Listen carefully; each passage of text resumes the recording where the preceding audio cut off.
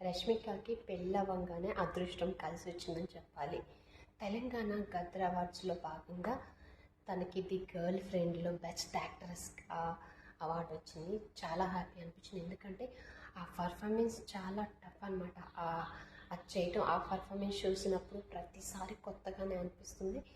రష్మిక అయితే ఆ సినిమాలో అయితే ది గర్ల్ ఫ్రెండ్లో అయితే పర్ఫార్మెన్స్ అయితే అవుట్ స్టాండింగ్ పర్ఫార్మెన్స్ అని చెప్పాలి.